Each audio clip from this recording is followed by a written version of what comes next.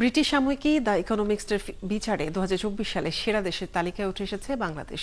শীর্ষ ধনী, সবচেয়ে সুখী বা নৈতিকতায় শ্রেষ্ঠত্বের জন্য নয়, বরং ছাত্র জনতার গণ অভ্যুত্থানে ১.৫ দশকের স্বৈরাচারের পতন আর ডক্টর মোহাম্মদ ইউনূসের নেতৃত্বে নতুন যাত্রার সূচনার কারণেই ব্রিটিশ সাময়িকী দ্য ইকোনমিক্সের এই মূল্যায়ন।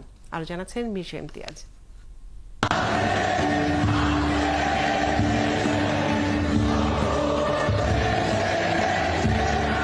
২০২৪ সালে বিশ্বের সেরা দেশের মুকুট এবার বাংলাদেশে। শিয়া বাটার ও ভিটামিন ই সমৃদ্ধ lily glam beauty soap. Lily, always beautiful.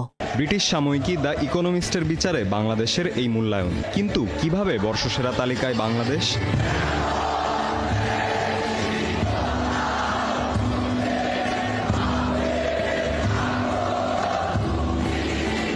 Economist বলছে শীর্ষ ধনী, সবচেয়ে সুখী বা নৈতিকভাবে শ্রেষ্ঠ এমন কোনো বিবেচনায় নয়, বরং গেল ১ বছরে সবচেয়ে বেশি উন্নতি যে দেশের সেটিকেই বর্ষসেরা বিবেচনা করে দ্য ইকোনমিস্ট।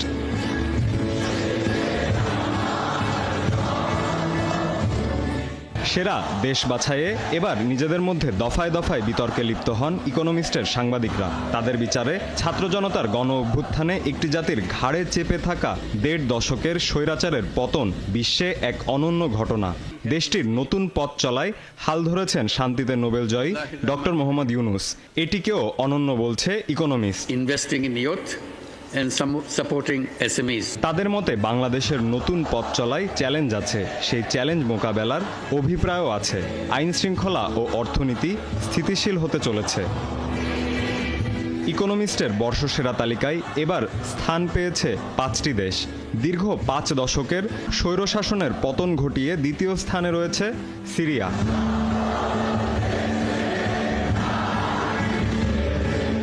মির্জা ইমতিয়াজ, ৭১, ঢাকা।